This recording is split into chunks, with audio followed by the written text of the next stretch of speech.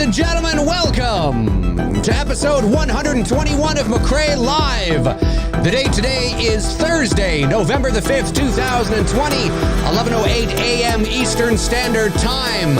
I'm coming to you live from the VoiceMann Studios in Toronto, Canada. It's an all Q&A Thursday today. Whatever you want to talk about. You got questions, I might have some answers. What do you want to know? What do you want to know my thoughts on? You want to talk Halloween? You want to talk It's Me, Billy? You want to talk horror? You want to talk, I don't know, orange juice? I don't know. Whatever you want to talk about, let's talk about it. Let's get this Thursday moving. But before we do, let me just take my little water here. I'm rocking the old Exorcist mug today. Ooh, yes. This looks like a bottle of water. It's straight vodka, folks. It's straight. There you go. Look at that. Just straight vodka. Look at all that vodka going in there.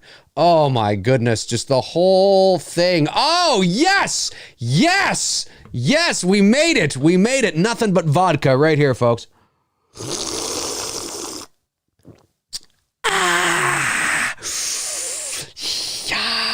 You can feel it at home, can't you? Yeah, you can. Yeah, you can. It's just water, obviously. Yeah, great to see you guys here. Thanks for moving in. Sorry I was a little bit late this morning. A lot is going on in the pre-production process for It's Me, Billy. We are less than 3 weeks away from production. We have our camera test scheduled for next Tuesday. I will take some behind the scenes of that. That'll be interesting for you guys as well, because we'll be doing that at William F. White International in Toronto. And it'll be myself and Bruce and our DP Greg and our gaffer Nikita, I believe, will be there as well. And the purpose of a camera test is for our DP to get his hands on the camera, the lenses. And we go through a bunch of tests. We set up lights. We, in very dark, dimly lit bays, which they have there. We test all sorts of things because we want to be able to, especially our DP, wants to be able to make sure that we have exactly what we need. We're shooting on the Arri Mini, so there's a bunch of lenses, obviously, wide angle lenses and zoom lenses and, macro lenses and you name it. So that'll be fun and that'll be interesting. And of course it's a work day there it's a Tuesday. So people are working. I don't know how many people will be there though. I don't know how many people are there or still working from home. Obviously, White's is one of the big boys in town where they supply a lot of the gear for the movies that are being shot in Toronto. So I don't know how busy or not busy it will be. I don't know how much of the building I can show you, whether I can even do that, because it's a day that they're open. I did do that a few years ago. I met Bruce there. I think it was on his birthday, but it was after hours. It was like 7 o'clock at night or something like that. And there's a video on my channel of it. We went into the warehouse and poked around there. I was able to show you that. If I can do it again, I will, but no promises. But definitely I will be taking some BTS of that. And that's next Tuesday as our camera test. And then the following Saturday, we have meetings with our crew and cast. And then the following week, of course, is the following Friday, which would be the 20th, is load up day on November the 20th, Friday. That's everybody converges, or everybody goes to White's, and the big trucks roll in and we start loading all of the gear and everything onto the trucks. There's a truck for camera and there's a truck for lighting and grip. Excuse me. And that's the 20th. And then on the 22nd is when we all meet at the rendezvous point early in the morning to head up to Almonte, Ontario, which is where we are shooting the movie. It is not long now, ladies and gentlemen, not long now. Simon says, "Hi, Dave. What's your favorite brand of orange juice?" Just kidding. Mine is Don Simon. I don't know if maybe McCain. Maybe I don't know. I don't really have a favorite Orange juice. I know you're just kidding, but I don't think I do. I'm not really sure. Steve Miro says, hi, Dave. Can you tell us if the actor playing Billy is anyone of significant fame or was a part of the OG Black Christmas? I can tell you that he was not part of the original Black Christmas. No. Something you have to keep in mind, too, is that when you are dealing with people who are like, there's a lot of hurdles that need to be achieved with that kind of thing. I mean, cost is one, unions are another. You know, if you're part of SAG or if you're part of ACTRA, I mean, that can put a nail in the coffin for you as well if you're a non-union production. So there's a lot of, and of course, when you have union actors, a lot of things have to suddenly go union. You know what I mean? You can't just have a union actor in a non-union film. Union actors have to be on a union shoot, which then opens the door to so many other things and things that you have to factor in. So it can be tricky. It can be tricky. But no, the actor, I know who the actor is who played him on the phone, and I think he still lives in Toronto, if I'm not mistaken. He's an Italian guy. But no, it's not him. But I am thoroughly confident you're going to love our direction and what he looks like.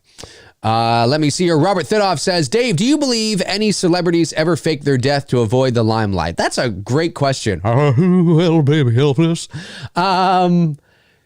Well, I mean, people have faked their death, 100%. I mean, we know this. I mean, it's not unprecedented for somebody to fake their death. It has happened. We know this. Have they been celebrities to escape the limelight? Not necessarily. Have there been examples of it? And I mean like examples where they actually have been found years later and that's what they did? I don't know. Is there? I'm not sure. I mean, obviously there's always the granddaddy of them all, Elvis. You know what I mean? But I mean, I don't know. I think some people probably have. I think not just celebrities, but I think people have done it to escape whatever it is they're in, whether they're well known or not. Yeah, I mean, it has happened. I think years and years ago, there was a story, and I forget who he was, but his clothing was found on the beach, and people assumed that he just walked off into the water to die, and like 20 years later, he was found married with kids somewhere, and it's crazy. Like, it has happened. So do I think yeah, maybe. I think it'd be much more difficult to do today. See, that's the problem. It's wonderful that we're so connected now, but it's also a pain in the ass because your privacy your every move is being watched, literally, and of course now you have a digital footprint. I mean, 40, 50 years ago, it was much easier to do a lot of shit. Like, I remember, when my dad was, he's passed away for those of you that don't know, but he was a journalist and a reporter, a columnist for 40 something years. And he came up through the golden age of journalism through the 60s and the 70s. And my dad, I remember in the late 60s, the Beatles were in Toronto. And I'm paraphrasing the story, but I have a picture of my dad and the Beatles on the wall there. I've showed it to you before on my social media. Anyway, my dad snuck up to their hotel room. They were staying at the King Edward Hotel, which is an old historic hotel in Toronto here. I think this is like 66 or something. It's just 65, 66, 67. Somewhere around there. And anyway, long story short, my dad made his way up to their hotel room, knocked on the door. I forget who opened the door. I don't know if it was one of the Beatles or if it was one of their handlers or whatever. And my dad was, pretending to be somebody he wasn't. And he was and it sounds crazy to think of that. But back then you could do that kind of thing. If you had like a clipboard and a hard hat and a set of keys hanging from your belt and and a sense of confidence to you, you could probably get in anywhere you were supposed to be. You know what I mean? And it was easier to do that back then because there weren't the amount of security cameras. There was no social media. There was nobody with their phones. There was nobody. It just was that kind of thing to sneak around and to get the scoop or to get the story was much easier. Now, are there advantages that have helped to complement that thing today as well. Sure, there's tools and technology that you can use today that definitely would have been extremely beneficial back then. But the sense of spontaneity and the sense of ambiguity and the sense of sneaking around without being detected doesn't really happen anymore. You know, it's much more difficult to sneak around or to be incognito or, you know, whatever it is today than it was 50 years ago. And anyway, how that story ended, my dad told me that I think he talked to somebody and they were a little suspicious or something, and then they shut the door on him or whatever. And then later on, which is the photo, which is in the basement of the King Edward Hotel, Paul McCartney and John Lennon are leaving, and you can see my dad off to the side there, and he's pointing a pen and he's going like this at them, right? And they're going like this or whatever, like, you know, they're talking to each other. And my dad said that the jig was up at that point. They knew I was a reporter, you know, because they came into the basement and they're like, "Oh, hey, it's you. It's you." You know, my dad's like, "Yeah, it's me," or whatever. And anyway, it's a great photo. But you couldn't do that thing today. Like, can you imagine today trying to, like, what would be the equivalent of the Beatles today? Like some major star, you know, like a Taylor Swift or like somebody that, I'm not comparing her to the Beatles. I'm just saying in terms of their, you know, big, like a, you know, somebody big's come to town, you know what I mean? And things like, you can't do that today. There's no way you could do that today with all the cameras and the security and the, you know, and everything being cordoned off and blocked off. And you couldn't do it today. You just couldn't do it. You know, so there's a sort of a charm and a romanticism that has been lost. Although I do understand that, of course, if my dad had been somebody completely evil and wanting to murder, you know, like, so, I mean, that could have been an issue too. But so anyway, yeah, no, I think it's much more difficult to fake your death today than it was 50 years ago, because I mean, how many people, like, it's so like, that's why there's a few true crime stories where people have disappeared, and, you know, in reality, they're probably dead, because it's so difficult today to disappear and have no trace, like nothing, you know, and remain hidden for like 30 years. Like it's much harder to do. It's much harder to do. So I'm going to say, I mean, maybe years ago, but today I'm going to say no. Dylan McMillan says Dave should direct a Halloween movie at some point in the future. Well, you know, hey, if they wanted to talk, I'd be down. Hi, Dave. I watched The Invisible Man recently. Great movie and take on a classic. I agree. I thought it was very, very well done. I also read that Lee Winnell is rumored to be making an Escape from New York movie. What's your thoughts? Yeah, I've read that too. I don't know what the move is on that. I'm not too sure, but I definitely like the original, of course. I'm a big Kurt Russell fan, big John Carpenter fan, obviously. Dean Cundey shot that. I mean, it's a B movie classic, you know, sci-fi classic from the early 80s. Listen, Lee Winnell has proven himself worthy to take on something like that. I thought Upgrade was pretty good, and he only continued that confidence, or that to instill that confidence in me as a viewer with The Invisible Man. I love his nuanced approach. Him and Juan both have that, you know, and they're good friends, obviously. They worked on the Insidious film together. Winnell was in that movie, actually. He's been in a few of them. So I like Lee Winnell. I like him a lot. And I think that him being... Yeah, I'm down for it. Of course, he was also in Saw too. I think Lee Winnell wasn't Lee Winnell in the first Saw movie? Wasn't he in that too? Him and James Wan go way back, and they have, and I'm sure they learn from each other and they take notes of each other, because they're both talented and they're different, but they're both good so far. So Lee Winnell doing an Escape from New York? Yeah, let's see it. Yep. Yeah, I'd like to see it. I'm less concerned about Lee Winnell doing it and more concerned about who are they going to get to play Kurt Russell's character. You know what I mean? And are they going to have it? Are they going to bring Kurt Russell into it to make it a loose sequel? Or is it just going to be a complete reboot? You know what I mean? That's what I want to know. But yeah, I'd be down for that. I'd be totally down for that. Anna M. Pop sends in a £2.99 super sticker. I think they're called super stickers. That's right. Thank you so much, Anna. Great to see you here today, of course. I don't think anything else is coming, right? Let me just double check. I don't like missing things. No, that's it. Okay, cool. Let's head back to see what's going on here. A haunting autumn. I like that. Dave, aside from a slasher's presence and physicality, what aesthetic qualities do you find yourself drawn to in aesthetic qualities? Well, I think, the obvious would be if they have a cool mask, because a mask can make or break somebody's presence.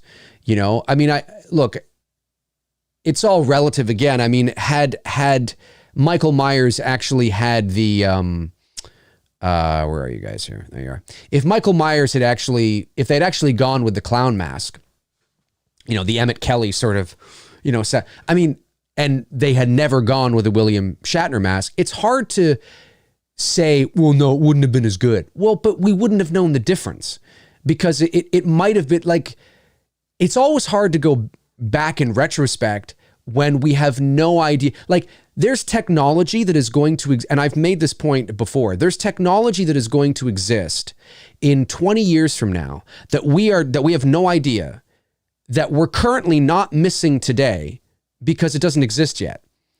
So, like, sometimes younger people will ask me, what was it like not having the internet, or whatever. It's like, well, it was fine because we didn't know what we weren't missing. You know what I mean? Like, it wasn't a big deal. Like, so I can't even imagine what it'd be like without social media. And I'm like, well, yeah, that makes sense, because you've been brought up in a world where it's always existed. But if you're my age, you're in your 40s at least, you remember a world very well when it didn't exist, so it wasn't really a thing. We didn't know what we weren't missing. So I think it's kind of the same with that, in the sense that, yeah, but I can say that, looking at it objectively and looking at both, certainly Michael Myers wearing that clown mask does change the aesthetic. It changes the feel. And certainly it's like music, right? I mean, you put the Flintstones theme to the shark fin in Jaws and it changes the whole fucking, feeling and overall presence of the movie. So I do think that it matters, certainly. And I think that mask would probably be the next thing, or their face, whether it's a mask or whatever their face looks like, I think would be the next thing. And whatever is their weapon of choice. That's always kind of a cliche, right? Whether it's a machete or a knife or a glove or a chainsaw, whatever it is, it's always cool if they have something that is originally uniquely their own. I would say out of all the weapons, and again, this is looking at this objectively, we can be mature here and say this, there's nothing original about Michael Myers, and the knife, right? I mean, Freddy, I think, has got it. Freddy's probably got the most original, and you can't even duplicate that anymore. Like Freddy's glove, and I know there was something earlier in the 80s too, where there was like a B horror movie or something that had something like that. And I'm not saying that we haven't seen similar things like that with claws. I mean, even, Wolverine's got, claws out of his knuckles and things like that. What I mean is it's not unprecedented to see knives or claws or, whatever it is out of the hand area, right? But Freddy Krueger's glove with knives is so unique and now so connected to him in pop culture that you can no longer use that weapon on any other character in any other scenario without having the association of Freddy Krueger. You can't do it. It is arguably the best one. Because the second you see a glove with knives on it in some random horror movie, even if it's not his weapon, it's like, you're all going to go, what? That's Fred Frog. But people can pick up knives and machetes and chainsaws all the time, and you don't necessarily draw that association, right? Now, I'm not saying they can look like Leatherface, but what I'm saying is that you could have a horror movie, okay? And you could have somebody pick up a chainsaw in the horror movie. It's not necessarily their weapon of choice, right? But you can have somebody, even this much, you can have somebody in a horror movie, whether it's the protagonist or antagonist, it's not maybe their weapon, but in the movie, they pick up a chainsaw, right? To use it in that scene. You might think of it, but it's not going to bother you. And you may not even think of it because it's not their weapon per se. It's just something that's happening in the scene. You can do that with butcher knives. You can do that with machetes. You can't do that with a Freddy Krueger glove. You can't. You can't have a Freddy Krueger glove or a glove with knives that isn't even their main weapon, isn't even their weapon at all. It just happens to be in a scene, right, where they pick it up and they use it. You can't do it. You can't do it. It is solely, uniquely Freddy Krueger at this point. You just can't do it. You know what I mean? So I would say out of all the weapons, Michael has the most, the one that is the most interchangeable. Like anybody, I mean, we see it all the time in films, people using knives, right? And that kind of a knife. So I'd say a weapon, probably. And I think Freddy Krueger's got it locked up in that regard. So mask, weapon, what they're wearing, I guess, but less about what they're wearing and more about what their facial features or mask. What kind of mask is it? You know, does it add to their presence? Does it take away from their presence? Things like that. That's how I feel. Hey, some super chats came in. Gary Rangel, thank you very much, Gary. Says Patrick Wilson is indeed directing Insidious 5. Yes, he is, which is great for a directorial debut. Lee Winnell's first film was Insidious Chapter 3, which I liked. Yeah, we'll see what Patrick Wilson does. I don't believe, and here's the thing too that I stand behind. Directing is very difficult. And just because you're a good actor doesn't mean you're going to make a great director. It's just, it's the same as if, you know, just because you are a great athlete doesn't mean you would be a great manager or coach. I mean, Wayne Gretzky is arguably the greatest athlete in the history of sports. Now, what do I mean by that?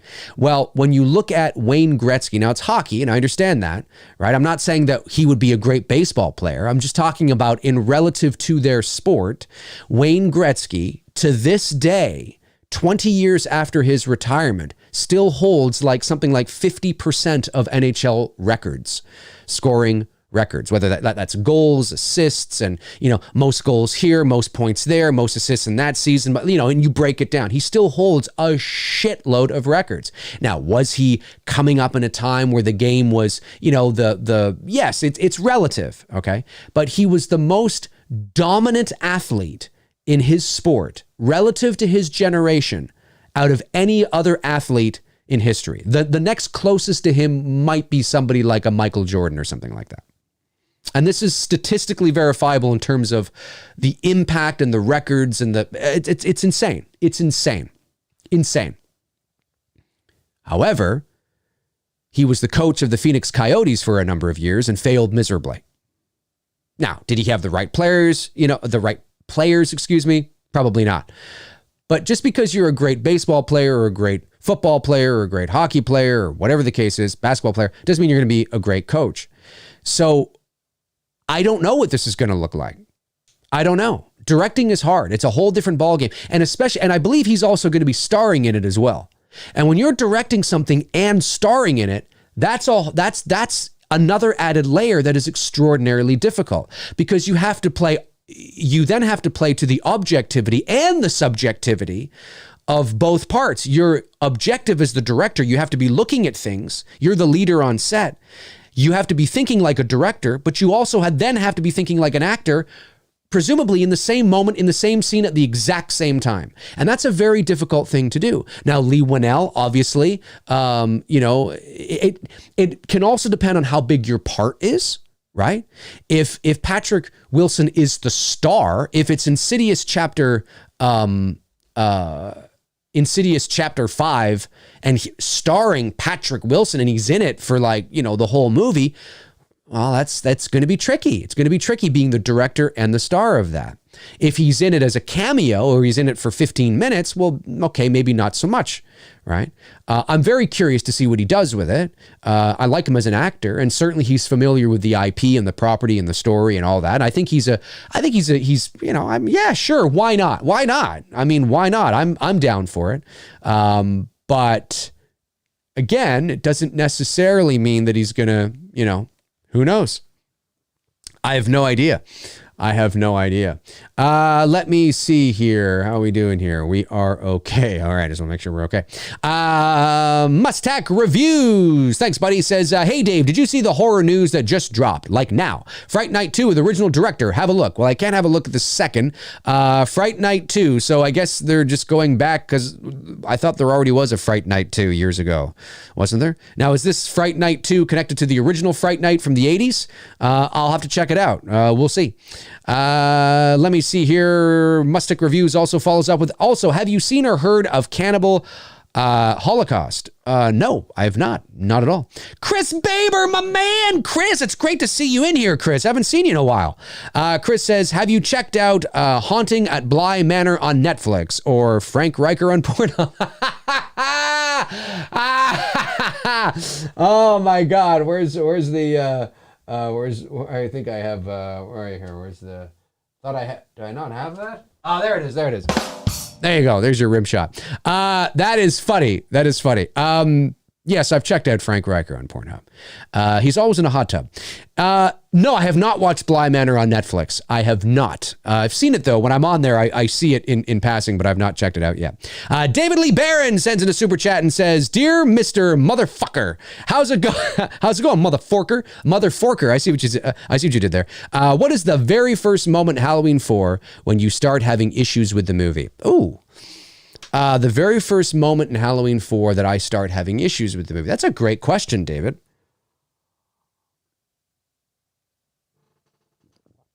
I would say that maybe when Michael sticks his thumb through the guy in the ambulance's forehead, because at that point it's almost, but you see, it's hard to say I have an issue with that per se, because we know that the transition between 1 and 2, although it's much more subtle, and he's still, presumably, I guess it's maybe the idea that he's back at all and that he survived those gunshots and being shot in the face and the eyes, and now he's in a coma for 10 years. I mean, but I think, I think it's a kill that's kind of like, how did he stick his thumb through somebody's forehead? Like, how did you do that? Well, it's just his brute strength, man. He's just really strong, man. He's just incredibly strong. That's how he did it. It's like, yeah, okay. Like now, like the cat's out of the bag. There's no, I would say that's probably, it was kind of like I don't know if I would have done that. I don't think it's not. Like, I think all you had to do was just grab him by the head and bang his head against the wall, which they did. You know what I mean? And then maybe he grabs his head by one hand and just turns his neck and snaps his neck. I just have trouble believing that anybody could stick their thumb through somebody's forehead like that.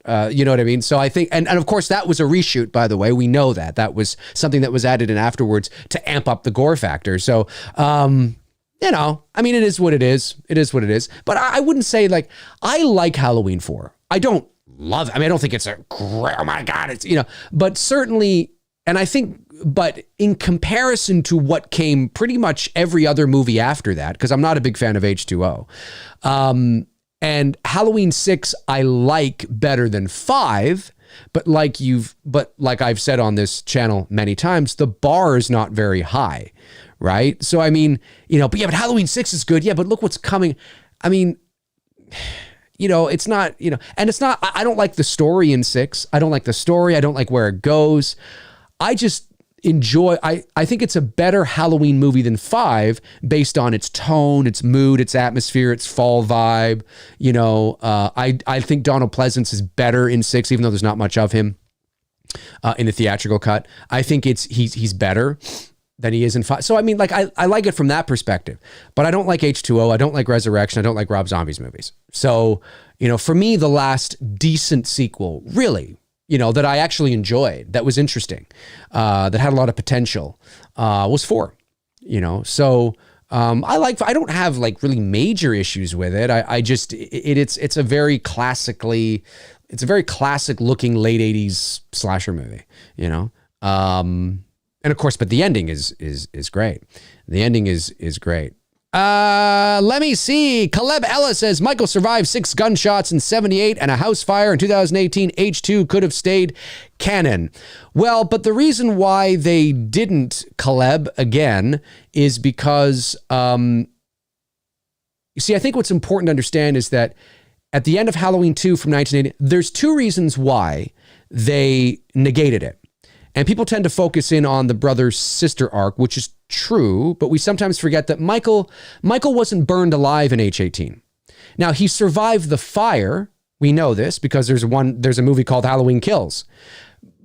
But we didn't see his body lying on the ground burning to death, right? At the end of Halloween 2 from 1981, the reason why, and again, this is not my opinion, this is fact. The reason why they killed him at the end, and he was dead, is because the plan, Michael did die at the end of Halloween 2. He did die. He died. John Carpenter made sure of it because he didn't want to do the sequel to begin with, because it sort of ruined the whole point of the first movie. So anyway, he said, okay, well, if we're going to do it, we're going to kill him, and that's the end of it. So he is dying. That is him. He's dying there at the end of the movie. He's still flesh and blood. He's dying. And the plan was to go the anthology route. Right? Now they go off and do the anthology thing.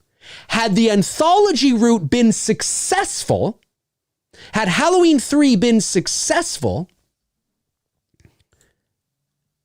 and maybe they had done 2 other Halloween 3 movies, right? Like, sequels to Season of the Witch, and then maybe some other anthology movies, the last Michael Myers Halloween movie to this day may have been Halloween 2, 1981. The reason they brought Michael back is not because he didn't die at the end of part 2. No, he died. But they retconned that because 3 was a total disaster. A total disaster. Commercially. That's why. And so we do actually see him burning at the end of Halloween 2. He's burning alive. At the end of Halloween 2018, we see him standing there with the fire starting to kind of get closer and closer, but we have no idea, but we don't see him burning. We don't see his body lying there on the ground burning, right? So we don't know how he escaped. I don't think we need to know how he escaped. I do know we're going to know how he escaped, but we don't need to see it necessarily. So yes, his mask was singed a bit. There's some residual effects, but he wasn't burned alive at the end of 18. So when you want to go back to the original roots of the character, which was he is a human being with a slight supernatural edge to him, basically keeping the enigma and the dichotomy alive. They want to keep you guessing. They want to keep the struggle. Is he? Isn't he? Is he? Is? Yes, he is. No, he isn't. Well, he's kind of. Yes, he is. They want this debate. That's why Michael works. Michael Myers works, the character works because it's this never-ending, that's what's so cool about his character. Isn't he? Isn't he? Isn't he? Is he? Is he? Isn't he? That's why it works. So they want to keep that there.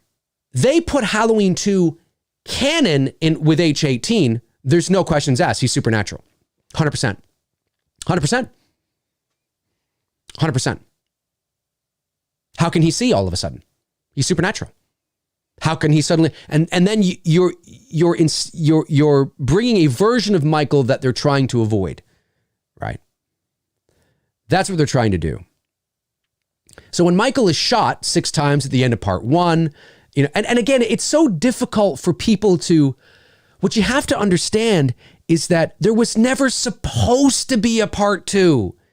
It's very hard to go, it's not like there was this linear story that was laid out. The reason why things are confusing in terms of Michael's supernatural abilities is because in part 1, he was shot 6 times and stabbed and he fell off. That was supposed to be it. And now when we're watching sequels, we're trying to fit, square pegs into round holes to justify. But if you go back to 1, there's nothing in 1 that can be that can absolutely make sense. You can help to justify it. They can squeeze things in and you can look at things. But the reason why there's this debate is because 1 was supposed to be just it. That was it. So when you're looking at part 1, trying to look for connections to part 2, they aren't there. They aren't there. You're only seeing things to help satisfy your, like, they're not there. That doesn't mean you can't look for things and, just by the say, oh my God, it happens to work, but they're not actually there. So the H2, they wanted to get rid of the brother-sister arc, which frees them up, and they wanted to get rid of part 2 because they're going back to the original intent of the character, which was sort of this half and half, right? You buy cream for your coffee, do you? Half and half. That's kind of like what they want. And they couldn't do that if they had H2 in there, because then it's like, how did this guy survive that fire? Well, they did it in 4. Well, yeah, and that's what they're trying to avoid. That's why 4 is not canon. They don't want to do another 4. They want to make it seem a little more believable, a little more, yeah. They want to add that there, and that's why they did that. So hopefully that makes sense. Could H2 have been canon? Well, yeah, absolutely, it could have been, but then it would have been a different Michael Myers. So yeah, keep that in mind. That we actually don't see Michael burning at the end of Halloween 18. We do see him on fire at the end of Halloween 2. Let me see here. Louis Maldonado. Louis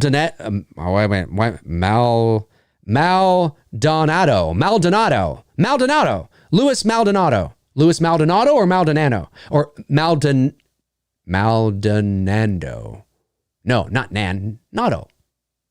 Maldonado. It's the voice actor in me. Again, I phonetically sound things out because I'm so used to having to do it.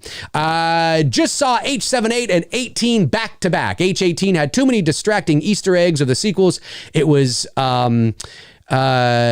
disregarding to feel like a true sequel to H18. Yeah, I mean, a lot of people are going to think that, right? They're going to think it doesn't really feel like H18 because of those, the direct sequel. My sequel is still Halloween 2. I think it's the perfect story. Now, is Halloween 2, again, you've heard me say this, I do think it's a far inferior movie to the original, but I like Halloween 2. And I like Halloween 2 because of its, you've heard me say this again, because of its decision to pick up immediately where the first one left off. I like, yes, it's gorier, and yes, but I do feel that in terms of it feels organic. You have the same crew, you got the same DP. It does feel organic. To me, it's the true sequel to the original Halloween, and it ends the story. It ends the story, which is great. It ends the story, and that's great. So for me, that's it. H18, again, I didn't hate H18, but I largely thought it was a movie of missed opportunities. I gave it a C, I think a C plus or whatever I gave it. I'm looking forward to Halloween Kills. We'll see what happens. Chris Baber says, any thoughts or predictions on the Halloween Kills flashback scenes? Well, I know it's some information on that, so it's hard for me to make a prediction without being biased a bit. I will say that there's a lot of it. Let's just say that, and you'll probably enjoy it, unless they've made adjustments. Let me see here. Oh, I got that. Okay, I got that. Yes. Got that. Good. Jason Voorhees says, as far as I'm concerned, Halloween is a 4-film franchise. 78, 18, kills, ends. Love you, Mickey, my brother. You mean Mikey? Oh, excuse me, Mikey. You mean Mikey.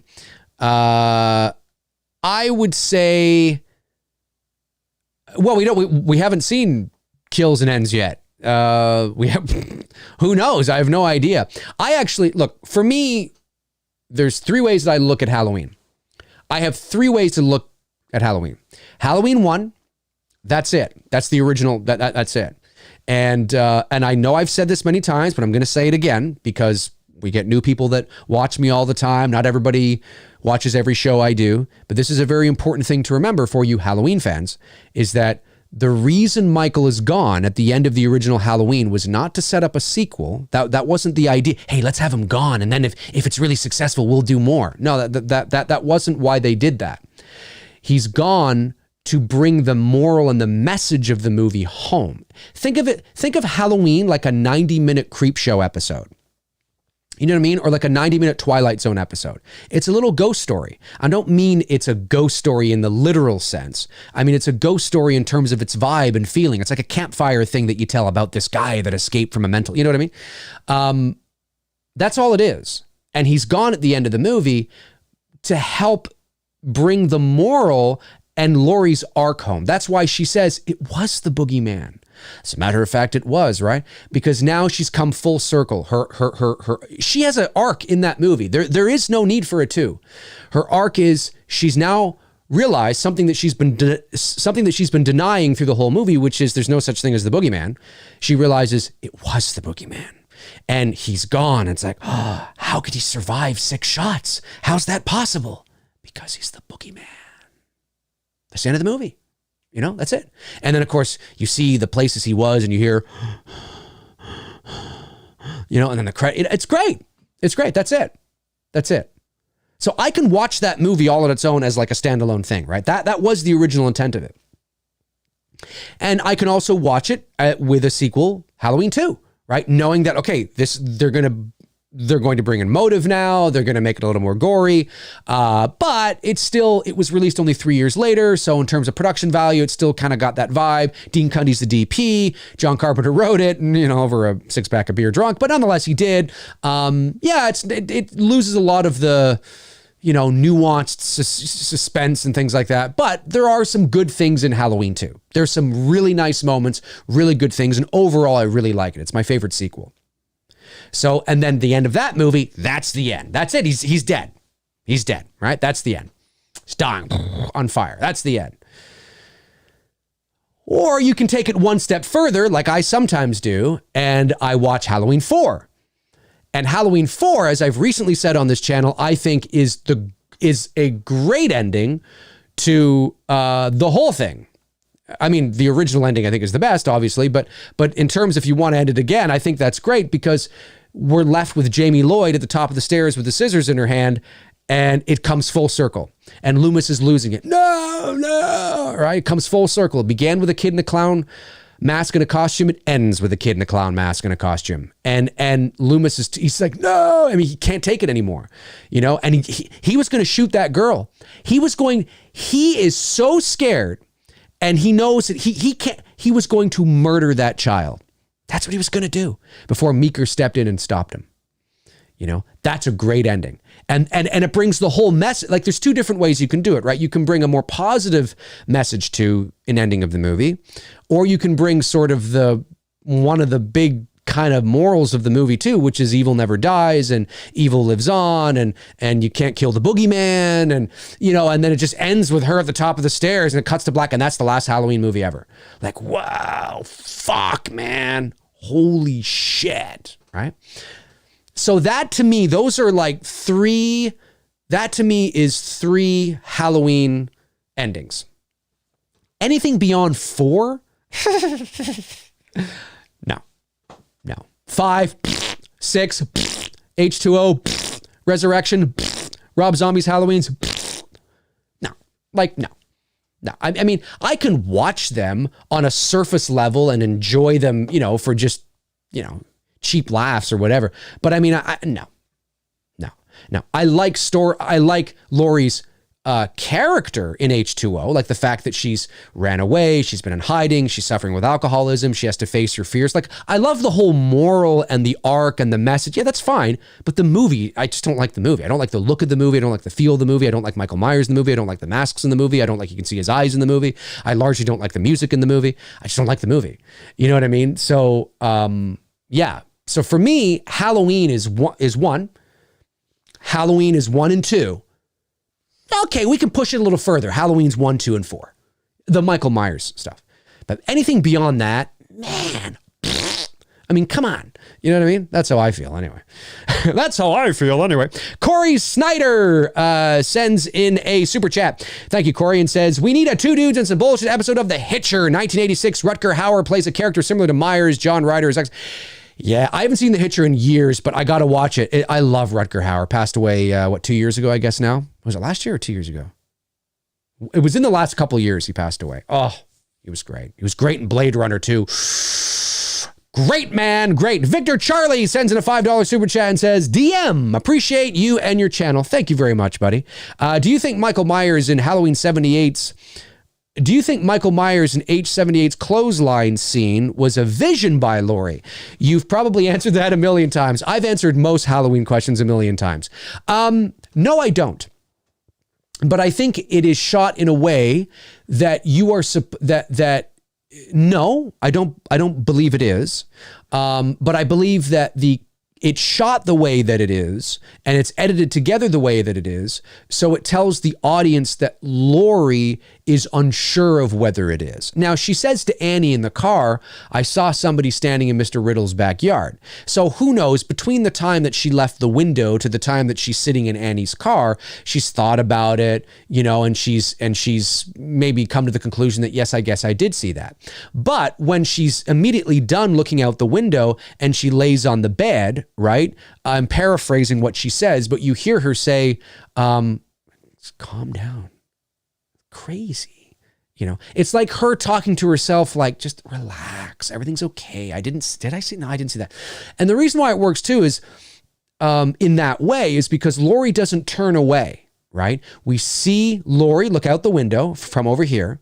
We see Michael amongst the sheets. We see Laurie looking at Michael. And then we look back to the sheets and he's not there. And Laurie freaks out, drops the window down, right? We actually don't see Laurie turn away and then turn back to see that Michael is gone. Now, there's two reasons why that was done. The first reason, and the most important reason actually, the most important reason why that was done is to help to continue to perpetuate the supernatural element to the character, right? How the fuck could he just disappear? What? No, what? That's what? How could he? It's continuing to perpetuate that. What is he? Did he just? But you don't see him dematerialize. You don't see him disappear, right? You see Laurie, look, there he is. Look at Laurie, and then he's gone. It's a very classy way of doing it.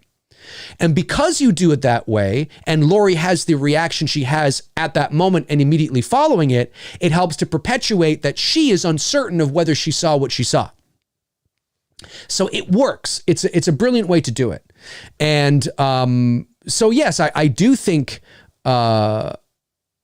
he actually was there, but I think Laurie has been spooked out up to this point. She saw him standing outside the classroom window. She saw him standing by the bush. She's getting the jitters, right? She's a shy, introverted, kind of quiet girl. She's starting to get a little freaked out. What actually probably happened in reality is the sheets are blowing in the wind, and they blew a certain way where Michael was able to kind of just walk away without her knowing. And that's likely what probably happened, right?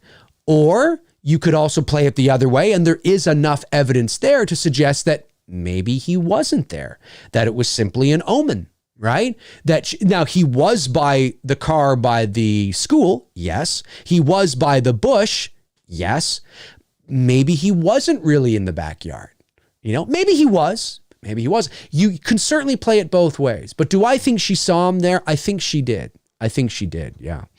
Let's see here. Victor Charlie. Yes, I read that one. Victor Charlie. Chris Baber says, I would donate a kidney if Two Dudes would feature Tucker and Dale versus Evil.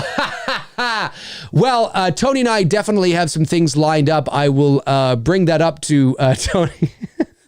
I will bring that up to Tony. We should be back this Monday. We should be back the following Monday. But then the next 2 Mondays after that, there probably won't be a show. Because the next Monday after that, which is the 23rd, I'll be, of course, away shooting It's Me, Billy. And then the following Monday after that, I'll be back in town.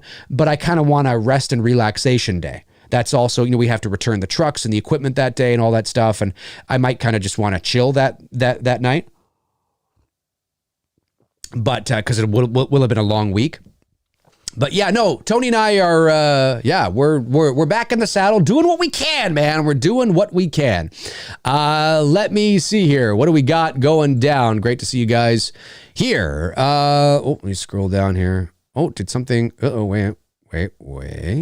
Oh, there we are. Colin McCormick says, do you think Bob is a pedophile on Halloween 78? And how in the actual, if he did stay pinned up against the wall with the actual knife, and how in the actual fuck did he stay pinned up?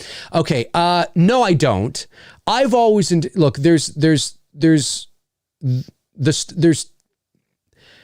a story that says that Bob meant to say Annie and he said Lindsay, and it just wasn't. It just wasn't cut. You know what I mean? It is weird. I mean, it is weird, especially today. I mean, it's always. I mean, obviously, you know, that kind of thing would always be weird, but it's hyper. You know, today, because of the world we live in, I've always interpreted as, to justify it in my own mind, is that he just doesn't know what the fuck he's talking about. He's drunk. He's had it. Now, he's obviously not sloshed, or he wouldn't be able to. He's not like, I love you. I love you, Linda. Yes, sir. I mean, he's obviously not completely inebriated to the point where he, you know, because he drove there and he's coherent, and you know what I mean? I always interpreted, even when I was younger, I always interpreted as, oh, I guess he's just, you know, loopy and he's drunk and he doesn't know what the fuck he's saying and he just said the wrong name. Or maybe he really did say the wrong name when they were shooting it. And because I've heard that story too. I've heard people say, no, that's what it was. That's what it was. I would need to verify that 100%, whether that is exactly what it was. I know some people have said that, but I've also heard different things too. So no, I don't think he is. No. And how the hell did the knife stay? Yeah, I've always found that funny, but it's funny. Like, you know, when you watch a movie, you know, so often, and as you get older, you know, you've seen it so many times that you start to think about it a bit differently. And it never bothered me as a kid or as a teenager or as a young adult. But now that I'm in my 40s, I sometimes look at that scene where it's still epic. I love it. It's great. It doesn't ruin anything for me. But it is kind of funny that this butcher knife is able to hold this like 175-pound man up against the wall. And I love how the knife has its own like key light. You know, if you look at Bob, he's up against the wall and he's like this, but the knife is like glowing in this light, you know. Oh, it's great. I love it. Who knows? It's a great visual, right? It's a great visual. We have to suspend our disbelief. It's a great visual indeed. Let me see here. What do we got? The hero with no fear. Of course, I won't spoil anything, but have you seen that the Halloween Kills script has leaked, Dave? I've seen that it has leaked. Yes, it seems pretty legit and seems to completely, with what we've seen from trailers behind the scenes. Yeah, there's a lot of things in there. There's a lot of things in there that here's the thing you have to remember.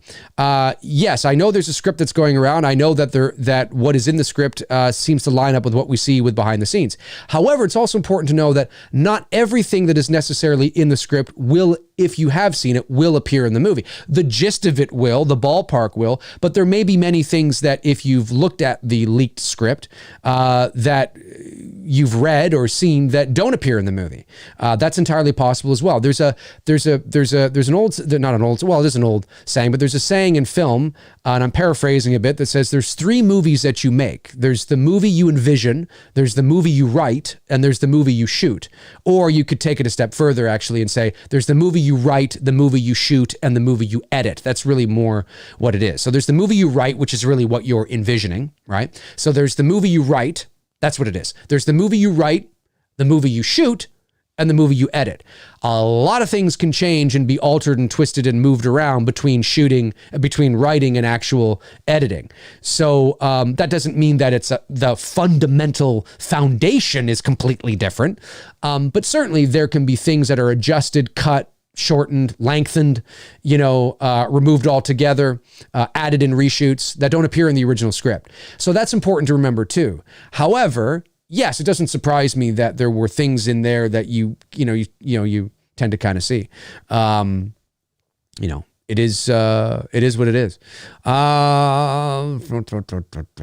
Let me see here. What do we got? David X says, "Hey Dave, I love Halloween and hearing your opinions on each movie, but wondering if you get tired of talking about it and wish we would all ask some questions about other topics." Well, people do ask questions about other topics, and I try to answer them. I understand that this is a very Halloween, crazy group of people, and I don't mind talking about it. I mean, look, it's not lost on me that I answer a lot of the same questions, and I give, but I do that because you guys ask them. And it's important to remember too that, and this isn't lost on me either, that not everybody watches every video I do. There are many people that tune in sometimes, that tune in all the time, that hardly tune in at all. And sometimes they want to ask a question that may have been answered before, but they don't watch it, all my shit. I mean, how many people we got here? We got 146 people watching right now, but maybe 80 of those people didn't watch me last week when I was answering some of this stuff, right? So I don't mind doing it.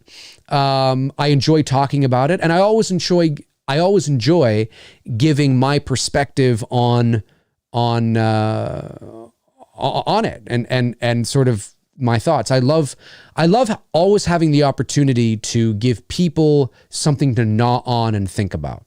Over the years since I've been doing this, I've had many people reach out to me and actually say that and it's such a nice thing to say, and it's not my intent, but it's, I guess, sort of a happy byproduct that I've made them look at certain things differently, or notice certain things, or think differently about the series or the films, or whatever. And that's kind of cool. Because I think we can, there's more to film than just surface level stuff. And look, it depends on the movie. I'm not saying that Halloween is like this deep Kubrick Shining thing or something, but definitely it surprised, and I got to admit, it really surprised me when I started to put myself out there like this on the channel 3 years ago. And not that there was nobody that knew this, but it surprised me how many people didn't actually know that the original Halloween was actually supposed to be just it. That's it. And that's not an opinion. That's what it was supposed to be, a one-off movie. That's what it was. They had no desire to do another one. It was just, we wanted just to tell this story. Like, it had a beginning. There were so many people that didn't know that. There are people that did know that, but I was surprised. A lot of people didn't know that. A lot of people didn't know about so many things. Yeah. So it's kind of cool. It's kind of cool. And I needed an outlet to vent and share my thoughts on it. So no, I don't mind. And people ask other things too. But I don't mind. I'm here. That's what I'm here for. That's what I'm here for, folks. That's what I'm here for. Let's see. DMT Infinity says, Dave, if you were trapped on a volcano with no space, and you could come time to only watch 137 movies before you die, what movies? I don't know, man. I think if you Google 137 movies, there they are. Let me see here. Darren Shark says, Michael didn't know what to do with himself. H5 walking around the trees. Oh, it's so awful. It's so awful. Well, it's got to be. I know people tend to point to Resurrection as the worst movie, and Resurrection's a bad movie. Rob Zombie's Halloween 2 is a bad movie. But 5, I think I hate 5 more than even Zombies 2. And I think the reason why I hate 5 more than Zombies 2 is because I didn't like Rob Zombie's 1. So it's like it's a Rob Zombie movie. And he just is doing his shit. Now he's just taking it up a notch. It's not like, for me, I'm talking about me now. I didn't watch Rob Zombie's Halloween and go, oh, this is so great. This is so avant-garde. And, he's doing his own thing. And yeah, good for you, Rob. Yeah. No, I thought it was a pile of dog shit. That was an absolute pile of dog shit. Now, are there things in there that I enjoyed? Certain shots? Yes, of course. But I didn't like the direction. Didn't like the white trash. I just didn't like the direction. There's certain moments. Oh, that's good. I like that. I like that shot. Yes, but I just didn't. It's not Halloween to me. Halloween's not that. You know what I mean? It just isn't. So when I saw part 2, I thought it was dog shit too. But I was like, well, yeah, this is just what I expect from Rob Zombie. This is all he does. He's got no ounce of creativity beyond perpetuating the white trailer trash environment of whatever. Every fucking movie he does is, oh, fucker. There's always this element to it. All freaks and weirdos and trash and hicks. And, there's always that element to his fucking movies. And it's just not my style. He lives in a perpetual state of 70s exploitation movies. Like, that's literally what he does, and that has a market. I mean, people, you can love that, but it's not my style. It's not my style. I don't like it. So when I watched Halloween 2, 2009, I was like, yeah, this is garbage. This is worse than Halloween. I would rather watch Rob Zombie's Halloween, but this is Rob Zombie. This is what okay. Yeah. Yep. Horses. He's talking. You can see his face. Yep. Rob Zombie. You know what I mean? Halloween 4 was again, it's not as good as the first two, but it was, and the mask is an issue, obviously, but 5 is just like, the fuck, the man in black and the house, and he's walking around. I was more disappointed watching 5. I was more disappointed watching 5 for the very first time after I watched Halloween 4 than I was watching Halloween 2, 2009, after watching Halloween 2007. That's me. There was much more of disappointment in watching 5. So I just think 5 is so, like, it's just it incompetence. You can say, and listen, I'm going to give Rob Zombie some credit here. You can say Halloween 2, Rob Zombie's Halloween is garbage, and it is. But it's Rob Zombie, and he's consistent. He's going on with his story. He's evolving the story. And it feels like a Rob Zombie movie, and he gets all kind of crazy, but that's what Rob Zombie does. Halloween 5, I mean, the Myers house, and like, what is this? The man in black, the mask is completely different. Shanks is walking around like he's waiting for his cue. That's the worst thing I've ever seen. The worst thing I've ever, like the scene when Sammy and Tina are walking in the green space there, right? They're talking about their boyfriends or something. And in the background, you can see Shanks underneath the trees there, his silhouette. And he's walking, it looks ridiculous. He's not just standing there, which is what he should have been doing and not fucking moving. No, he's moving and he turns his back to them, and a branch, as Frank Riker pointed out, a branch falls from the tree like he sliced it down, like he's doing some tree trimming or something, and then his back goes to the actors, and he just kind of I've said this 1,000 times. The only thing that was missing was him kicking stones. That was it. He could just kick a stone going dum de dum de dum. It's awful. It's awful. It's as if the director was like, just walk around. Yeah, just kind of walk around and look weird or something. Just walk around. I think 5 is much more of a disappointment coming after 4 than Halloween 2, 2009 is a disappointment coming after 2007 Halloween. I don't know if the chat agrees, but I think there is much more of a disappointment there.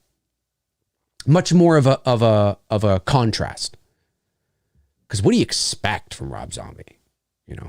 I mean, he could have thrown in unicorns and fucking chimpanzees and wouldn't have made any ounce of a difference. It's Rob Zombie. Evil Alex says, check out the Joe Rogan show with Rob Zombie. I've seen it. It's a great guy and knows so many horror films. He explains why he makes these sort of films. I've seen it. Oh, I know why he makes it. I'm not saying that he's arbitrarily making it because he's not talented. That's not what I mean. His style of horror, I know the why. It's not my style. I don't like Rob Zombie's movies because every movie is the same. And it's always dealing with these kinds of characters and these kinds of stories. And he's more than entitled to do that. But that doesn't mean that I have to like it. It's not my style. I know what I'm giving him credit. When I watched Halloween 2009, that's a Rob Zombie movie. And is it worse than 2007 Halloween? Yeah, but it's Rob Zombie. You know, I wasn't as disappointed because my expectations were very low. My expectations were much higher at the end of Halloween 4, seeing Jamie at the top of the stairs with the scissors in her hand. And then they delegate her to some fucking mute for half the movie. So yeah, Rob Zombie, I'm not saying he's not talented. I'm just saying that his style, and I don't care why he makes those movies. That's nice. That's nice that he's able to justify it. That's great. And I've seen it. I watched the episode. And there's a segment where they talk about Halloween and how he talks about the Akkads and the whole fucking thing and the producers and all that. Yeah, it's great. It's great insight. I've watched behind the scenes on the original, on his first Halloween film. It's great stuff. But I don't like his style. I don't like him as a director. People do. And people love those kinds of movies or appreciate those kinds of movies and like those kinds of movies. I can watch, I actually like The Devil's Rejects. But once I started to realize that this is just all he does these kinds of movies, Devil's Rejects, 31, House of a Thousand Corpses, Halloween, Halloween 2, it's him. It's just not my style of movie. You know what I mean? But I've listened to all his justification for it. He's also a hypocrite as well. And he's said a lot of things which then he's reversed himself on as well in regards to John Carpenter and Halloween and all that kind of stuff, and his love for Halloween and his respect for Halloween.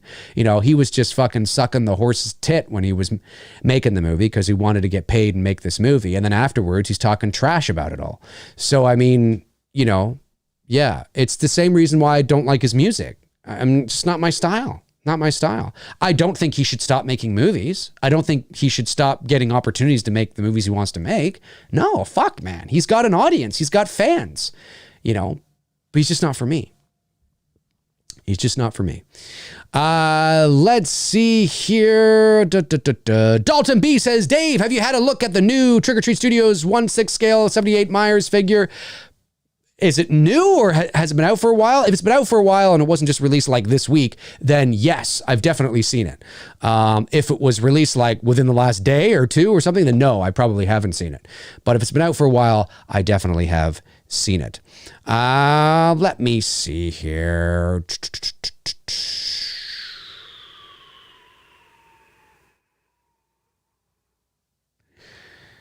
Cobra Dojo says, hey, Dave, I know how you feel about the Boogeyman, but don't you think 4 to 6 could involve character development? I'm not sure I understand what you mean.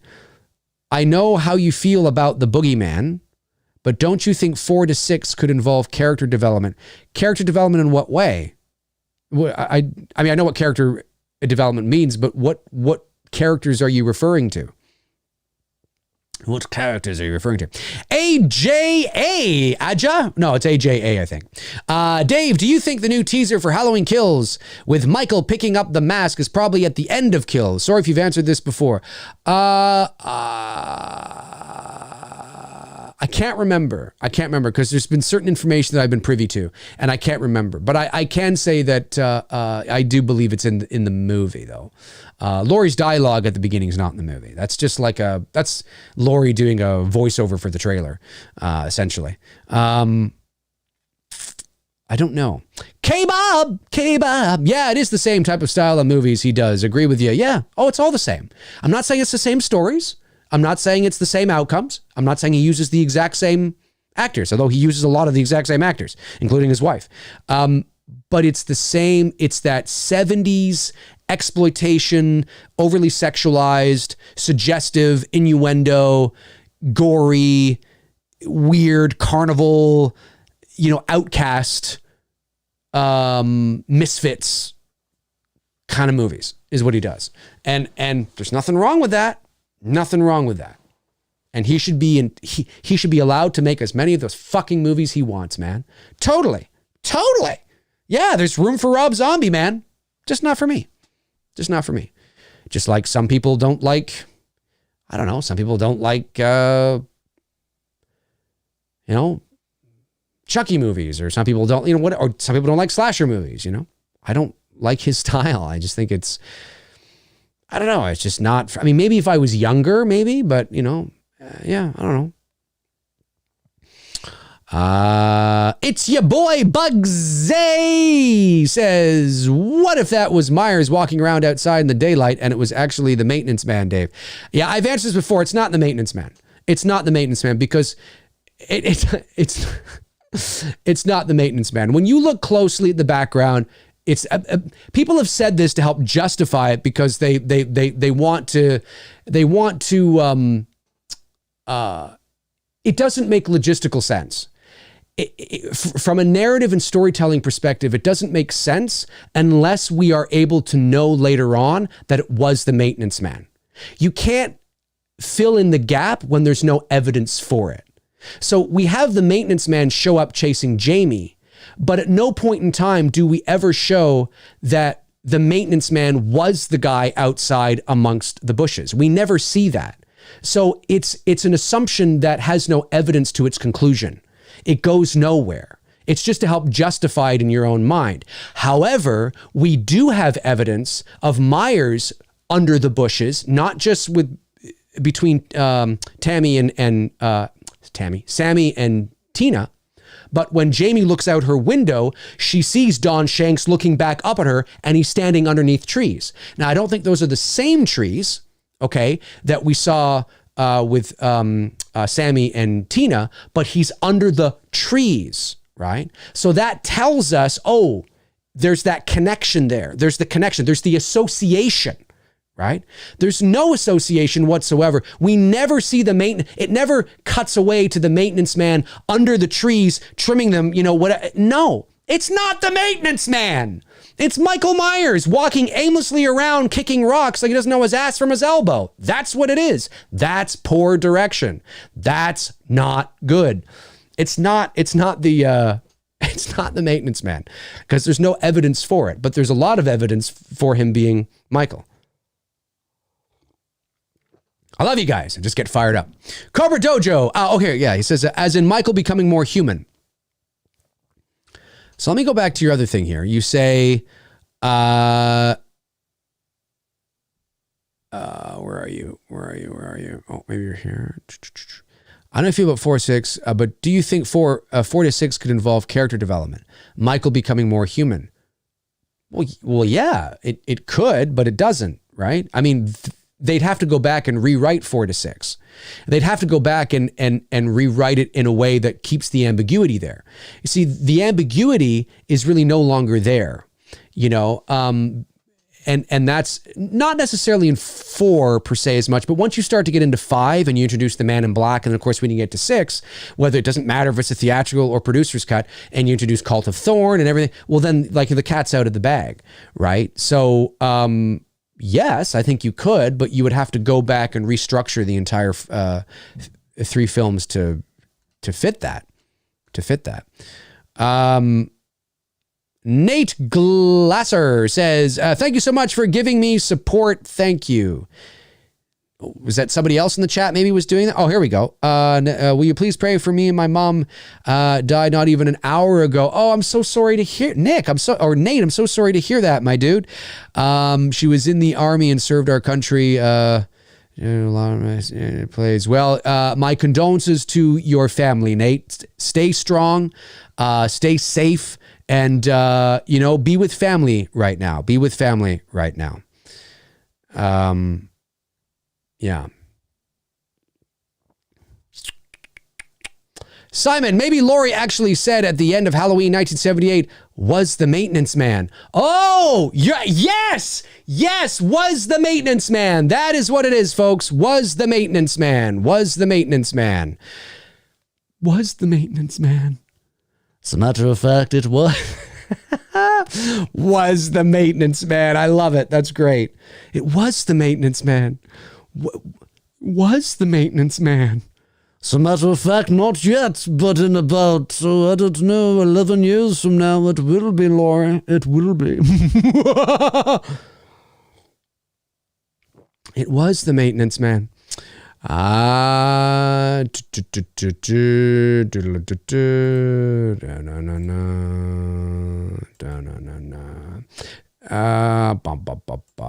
you go.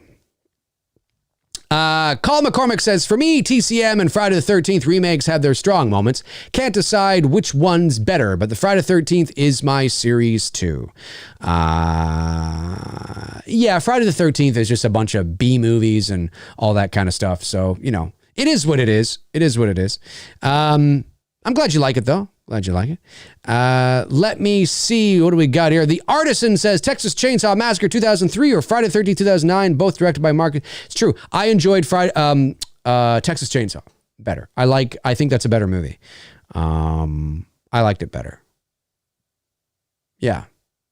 Yeah. I would go with the remake of that is what I would go with. Okay. I just want to make sure I didn't miss any super chats. I don't think I did. To get the kidney stones and that one. Good to know. All right, we'll go another, what do we got? Another 15 minutes here. We got 15 minutes. Darren Sands makes his way into the chat. Darren, my main man. What do we got? Nathan A says, Dave, I know you're not a big fan of horror crossovers like Freddy versus Jason, but can they be legitimate story within Michael, Freddy, and Jason done well? Of course. Anything is possible. If you focus on story and narrative and really, you know, that's what's so cool about what Vince is doing with Never Hike in the Snow and Never Hike Alone, the Never Hike Alone web series, because that's what it's become. It started off with a 50-minute or so, Never Hike Alone, which is its own thing. And because that was so successful, he decided to implement the plan that he wanted to implement, which was to tell a larger story. He started with Never Hike in the Snow, which of course is the prequel. That's the sort of the prologue for all intents and purposes to set things up.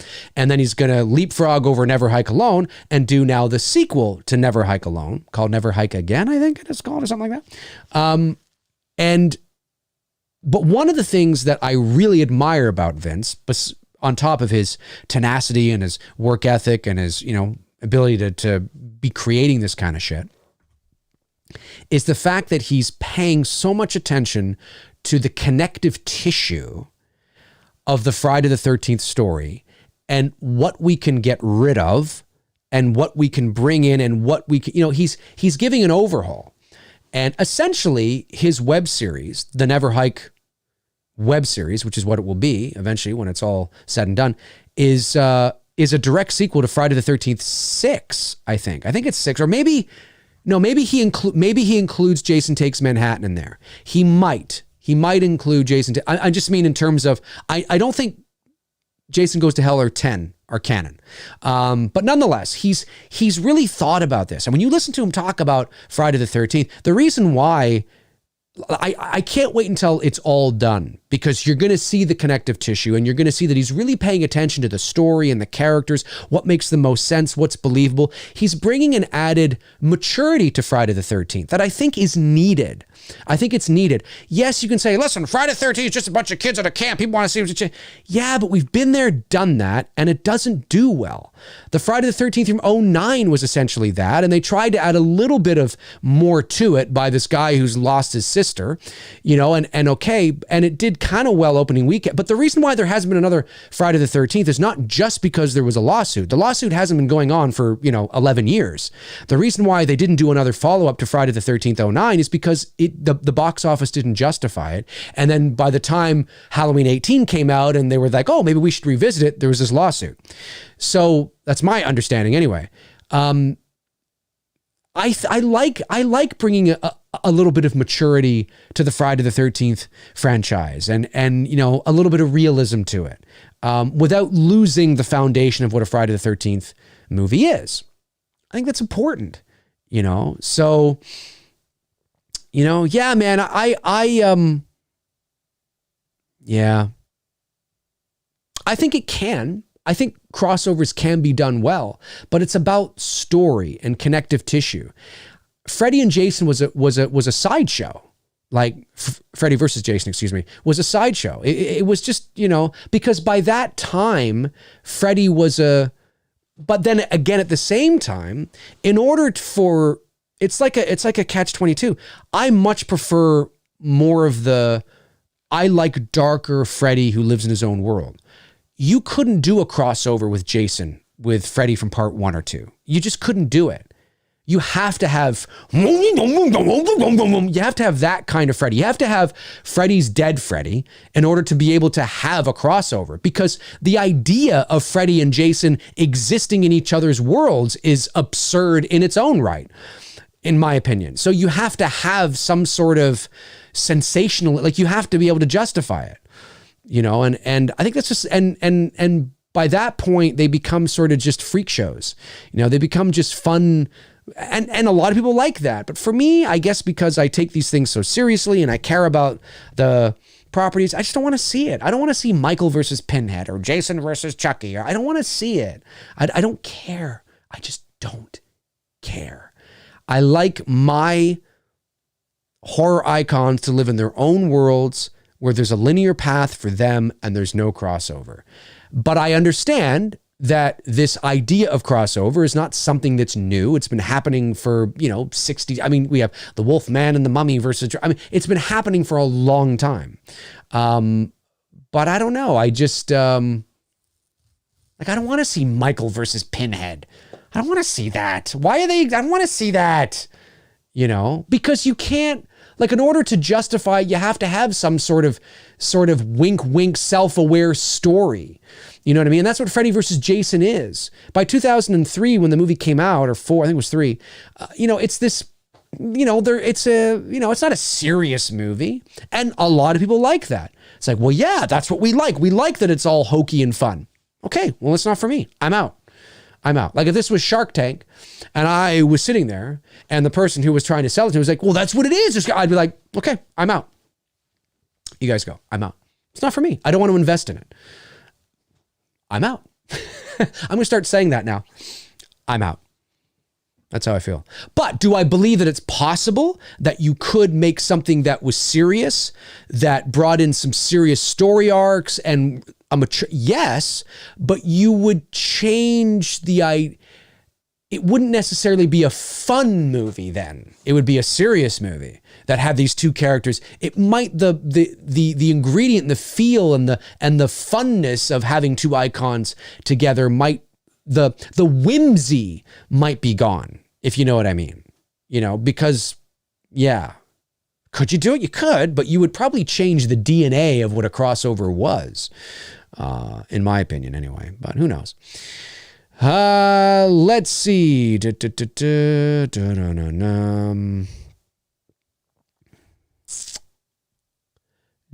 Dave, if the script is right and the director is right and the movie is old school, then you can easily have Freddy from 1 and 2 in Freddy versus Jason film. Of course you could. That's what I'm saying. What you've just said there, if the script is right, if the director is right, and the movie is old school, you could have... Well, yes, I'm not saying it's not possible. I literally just said that. I said that yes, but you would change the DNA of what we know crossovers to be. Crossovers right now are hokey and fun because of the absurdity of the idea of them existing in their own worlds anyway. So if you want a crossover that's serious, that opens up that is fucking serious, and a lot of the whimsy and fun is taken out of it because you're following sort of a different DNA, well, yeah. But I think most people want to watch crossovers because they want to see them fighting. Yeah. Oh, yeah. Oh, and they want to see Welcome to Wonderland, Jason. Yeah, they want to see this silliness. They want to see Freddy, or Jason pick up Freddy and throw him, across the sky, or they want to, it's like Kong versus Godzilla. They want to see this. And I don't believe that you could have the serious version of Freddy in a crossover film